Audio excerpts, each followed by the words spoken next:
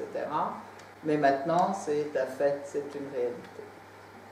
Donc, et troisième fait, ça a été Jisr al-Shghur aussi, une agression, un guet-apens contre l'armée, où il y a eu des personnes qui ont aussi beaucoup de soldats qui ont été égorgés et jetés dans l'eau.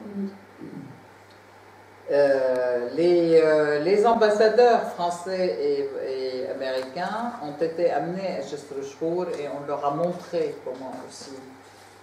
Donc ils sont tout à fait au courant de ce qui s'est passé et s'ils continuent à soutenir le contraire, c'est aussi des mensonges réels, quoi. Voilà, alors les groupes de terroristes, là il y a différentes appellations, on parle de Daesh, aujourd'hui on parle beaucoup de Daesh et de Jabhat al-Nusra, et Jaish al-Islam, Ahrar al-Islam, etc. Il y a 135 organisations différentes terroristes aujourd'hui en Syrie qui sévissent, 135 et encore d'autres parce que ce sont des mêmes qui se divisent, qui se donnent un nom différent, etc. L'objectif, c'est le vol, le kidnapping, extorquer la population, c'est extorquer du fric à tout le monde, c'est le chantage, en fait, systématique. Ces gens sont recrutés, entraînés et soutenus par armée, d'ailleurs, par les pays de la région, mais aussi. Alors, ceux qui ne s'en cachent pas, d'ailleurs, les États-Unis, ils disent très, très clairement, nous animons des camps d'entraînement en Turquie, en Jordanie, on dépêche des experts pour aider ce qu'ils appellent l'opposition modérée, et jusqu'au point où même tout l'armement et toutes les personnes qu'ils avaient entraînées il y a 2 ans, ils ont rejoint Jabhat al-Nusra, qui, elle, est reconnue comme une organisation terroriste. Elle est sur la liste des organisations terroristes de la part mise là par les Américains. Et ce à quoi Jabhat al-Nusra, malheureusement, notre grand diplomate Fabius avait dit, elle fait du bon boulot. Il disait que al-Nusra fait du bon boulot en Syrie. Il dit que Assad ne mérite pas de vivre. Il dit que Assad mériterait d'être 6 pieds sous terre. Donc appel au meurtre, appel au terrorisme, éloge du terrorisme. Et c'est pas lui qu'on va attaquer. D'éloge au terrorisme et donc malheureusement par contre effectivement les jeunes qui reviennent de la Syrie on les attaque, etc. Alors quand même que le responsable qui appelait au djihad de manière indirecte, c'était bien Fabius, entre autres, parce que Hollande pareil. Daesh est né aussi et a été entraîné par les Américains. Il y a une table d'opération qui a duré pendant 5 ans, une table d'opération réelle à Adana en Turquie, qui a regroupé les renseignements français, britanniques, américains et israéliens qui dirigeaient toutes les opérations de ces djihadistes. Donc ça n'a rien de fortuit et ce n'est pas par naissance ou par génération spontanée que Daesh est né et par génération spontanée que tous ces terroristes sont nés dans la région. Aujourd'hui, il y a Jaish al-Islam. Alors, Jaish al-Islam, il y a pire encore.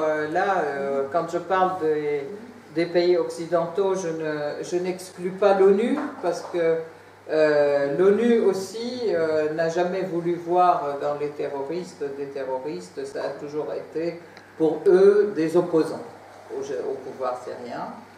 À tel point d'ailleurs qu'aujourd'hui Jaish al-Islam, le dirigeant de Jaish al-Islam qui est Mohamed Alouche, a été imposé dans la négociation à Genève.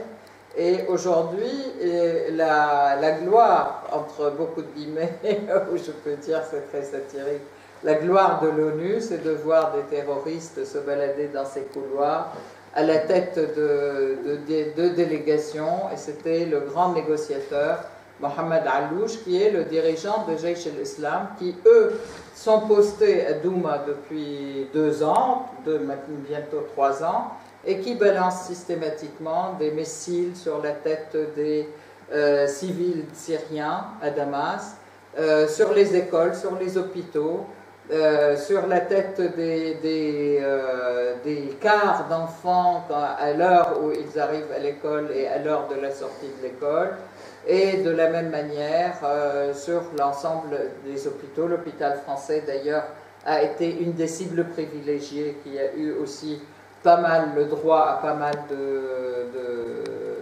missiles de leur part, mais aussi l'école arménienne, les écoles Bab Touma et Bab Chatri, etc., sont des quartiers qui sont tout à fait limitrophes à ce quartier de Joba, et ils ont été privilégiés, entre guillemets, des tirs de cette organisation terroriste qui est reconnue pour être un partenaire dans les débats, dans les discussions à Genève, et qui veulent absolument prendre le pouvoir carrément, et dans la négociation ils disent vous allez nous passer le pouvoir sinon on tape, c'est ça. Donc, et qui se sont retirés dernièrement en claquant la porte, et puis tout de suite après, donc les agressions, enfin la trêve a été rompue, c'est eux qui ont rompu la trêve, et ils ont continué à tuer et à... Alors bon, recrutés, entraînés, signés et soutenus, vous avez bien compris, ils sont soutenus par tout ce monde occidental qui veut recoloniser et casser la Syrie. Et ça s'est aussi traduit pas seulement par des missiles contre la population, mais aussi une destruction systématique de l'infrastructure. Alors tout ce qui est réseau de distribution d'eau, je peux vous dire que Alep est une ville assoiffés depuis 3 ans maintenant, donc les gens ont recours à creuser des puits dans les endroits où ils sont.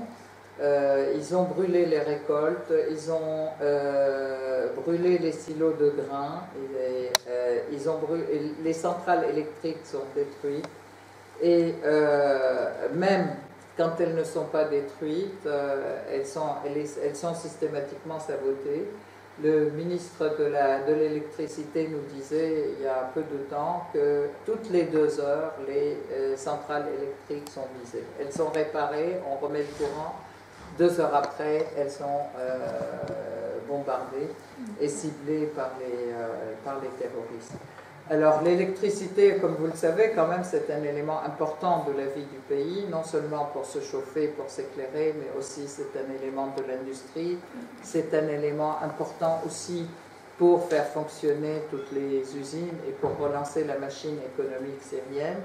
Il y avait 50 000 usines, 50 000 usines ont été détruites, et il y a eu, on reviendra après à des statistiques plus précises, mais elles ont été déboulonnées, des machines mises sur des pourvoyeurs qui ont été envoyés en Turquie. Donc la Turquie pille systématiquement tout ce qui est en Syrie. Même les grains qui ont été volés dans les silos, ils ont été revendus en Turquie.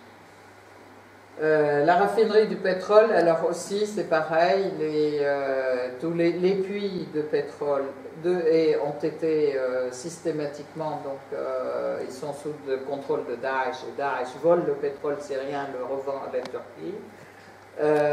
Ils étaient d'ailleurs très mal quand la Russie a fait des photos satellites de l'ensemble des convois qui partent de Raqqa et de Mosul, etc., via dans les terres turques pour les vendre à la Turquie, et que les Russes ont détruit au début de leur intervention en septembre 2015. Je tiens à dire quand même, ce n'est pas une intervention russe, c'est une coopération qui a été demandée par l'État légitime syrien et qui intervient de manière tout à fait légale, en coordination avec l'armée syrienne. Ce qui explique d'ailleurs le succès qu'elle a, et le fait qu'elle arrive effectivement à enrayer Daesh de plusieurs points. Le pillage systématique des ressources, donc le pétrole, le gaz, l'eau, les industries et les produits industriels, les récoltes, les céréales, les fruits, les légumes, etc. Et bien sûr, vous n'avez pas oublié toutes les richesses archéologiques, c'est Palmyre, c'est Mari, c'est Dura Oropos, c'est Ugarit, c'est toutes les villes, tout le patrimoine de l'humanité qui existe en Syrie, puisque la Syrie, ça a été le pays où l'être humain a commencé à se sédentariser, et c'est la Syrie qui a appris au monde l'agriculture, qui a appris au monde les traités politiques, le premier alphabet, la première note de musique, etc.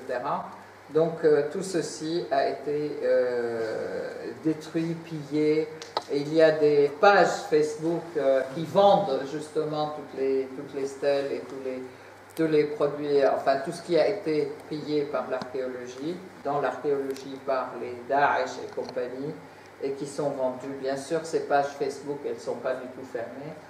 De la même manière, d'ailleurs, je tiens à vous dire, les pages Facebook qui invitent au djihad et qui diffusent la haine et qui diffusent le professionnalisme, elles sont plutôt là, alors que la première chose que le monde occidental, y compris l'ONU, ont fait, c'est de suspendre la Syrie de toutes les antennes et de faire taire et occulter la voix syrienne de partout. Donc voilà, ça c'est un petit... les massacres alors de la population, on parle de massacres, mais c'est des villages entiers qui ont été exterminés, des sièges de quartiers entiers, donc des villes, on a parlé de Alep. Mais il y a quelques jours, alors qu'on est en trêve, une grande voiture piégée, a explosé à côté dans la banlieue de Damas, et c'est une ville où ont été accueillies les personnes qu'on a sorties, les personnes, les blessés et les malades, qui ont, suite à des négociations sous l'égide de l'ONU, etc., ont été sortis des villes Nubol, Zahra, etc., qui sont sous le siège des terroristes depuis 3 ans. Et en fait, ils les ont suivis jusqu'à cette ville où ils étaient accueillis, et la voiture piégée a explosé. Il y avait une tonne et demie de matière explosive dans cette voiture, qui a explosé à côté du centre d'accueil de ces gens-là. Donc voilà, bon, ça c'est l'ensemble de ce qui était... je tiens quand même à souligner, les scientifiques sont particulièrement visés, les universitaires, les créateurs et les innovateurs en tout domaine, c'est-à-dire mais vraiment les artistes, les peintres, les sculpteurs, etc., les enseignants et les étudiants. C'est pas pour rien que les universités ont été attaquées. L'université d'Alep, hier, a été particulièrement attaquée, plein d'explosifs aussi sur l'université d'Alep pour imposer aux étudiants de rentrer chez eux et de ne pas faire leurs examens. Donc, bon, plein de morts parmi les étudiants aussi, et blessés. Et le corps sportif. L'ONU a fini par reconnaître l'existence en 2013, de reconnaître l'existence de terrorisme en Syrie, mais pendant les 2 années d'avant, c'était la révolution pour eux avant. Et c'était le dictateur qui tue son peuple. D'ailleurs, les médias français continuent dans ce sens-là. Et c'est une version qui est martelée systématiquement. Et puis, pourquoi, alors, 2011, on se pose la question, la Syrie n'a jamais agressé un autre pays. Les dirigeants des pays OISA et occidentaux ont lancé une campagne contre Assad pour le diaboliser, et campagne de mensonges, de calomnies et des ingérences manifestes, et exige au président de quitter. Alors là, je vous montre ces images parce qu'elles ont été présentées dans les médias français avec un filtre vert. pour montrer que c'est une manifestation qui est contre Assad, alors que c'était le lendemain de la suspension de la Syrie, de la Ligue arabe. En fait, il y a eu spontanément une manifestation de millions de personnes avec un drapeau qui faisait 16 km, ce drapeau. Alors, ça a été filmé et présenté à la télé française avec un drapeau vert, en fait, le drapeau des soi-disant rebelles, pour dire que ce sont des opposants. Voilà, donc vous avez donc la vue de la même manifestation. Robert Ford, ambassadeur, le Robert Ford, qui était l'ambassadeur des USA en Syrie, a été appelé aux États-Unis et il a été chargé d'engager des escadrons de la mort pour la Syrie. L'Arabie Saoudite, Turquie, Qatar, etc. recrutent et entraînent. Et on va passer peut-être à autre chose, mais je vois qu'il y a des gens qui partent. Vous partez pourquoi?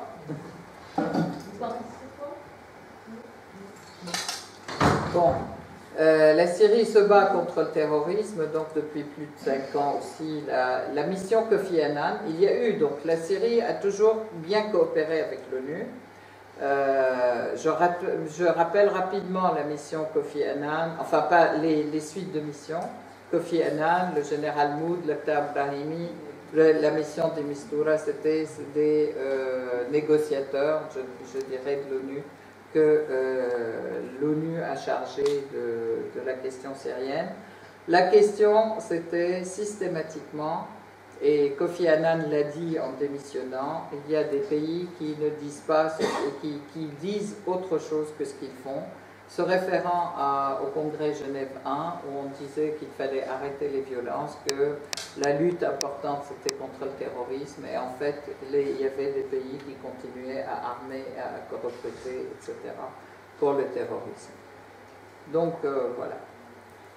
Et ceci était doublé de sanctions alors contre la Syrie. Non seulement on agresse la Syrie par des terroristes, mais aussi on empêche le pays de vivre en mettant des sanctions. Donc les avions syriens n'ont plus le droit d'aller dans les capitales européennes, le retrait bien sûr de l'ensemble des ambassades, les interdictions bancaires, les interdictions d'échanges économiques, blocus économique contre la Syrie, un blocus médical et humanitaire, donc, et militaire et scientifique.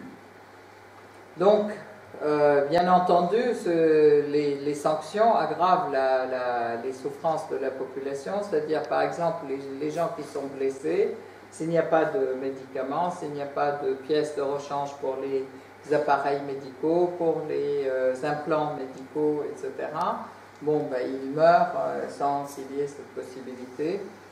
La Syrie a fait aussi une bonne industrie pharmaceutique qui a tout été détruite. On exportait même des médicaments à 51 pays qui ont tous été détruits, en fait, ces usines de médicaments. Et en fait, aujourd'hui, on détruit à l'intérieur et on vous empêche d'acheter à l'extérieur. Bon, ceci est couvert par l'ONU, bien entendu. Voilà.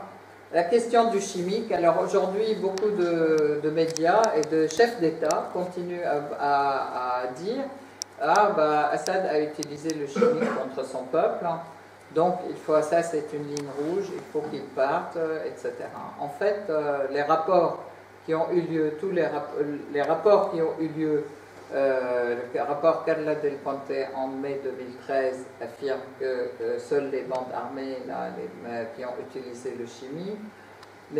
Seymour Hersh en décembre 2013, dans un rapport, il montre non seulement que ce n'est pas l'armée syrienne qui a utilisé le chimique, mais que c'est en fait des rebelles ou des terroristes en accord avec la Turquie, en connivence avec la Turquie, qu'ils ont utilisé le chimique, parce que c'est la Turquie qui leur a livré ça. Les médias aussi, les médias ont aussi blackouté ce rapport de Seymour Hersh, qui est quand même un journaliste de référence très connu. Il a été très peu cité en France. Il y a eu aussi, bon là je cite quelques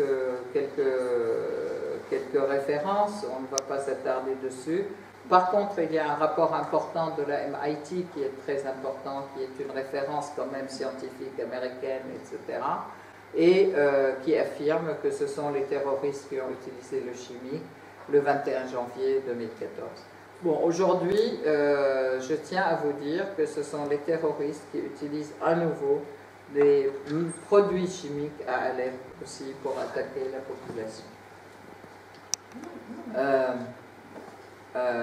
L'impact sur la population, les conséquences, aujourd'hui on est à 250 000 à 300 000 morts, 1,5 million d'handicapés, des dizaines de milliers de disparus, plus de 60 000 kidnappés, 5,6 millions de déplacés intérieurs, 11 millions de personnes dans le besoin, 1,7 personnes,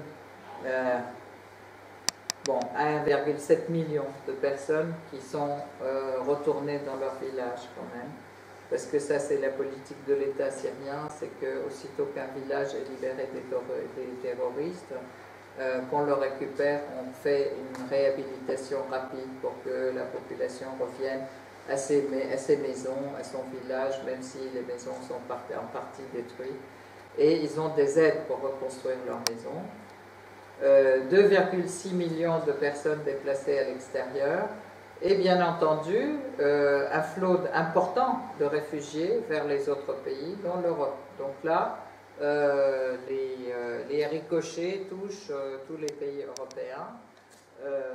Et je tiens à dire quand même que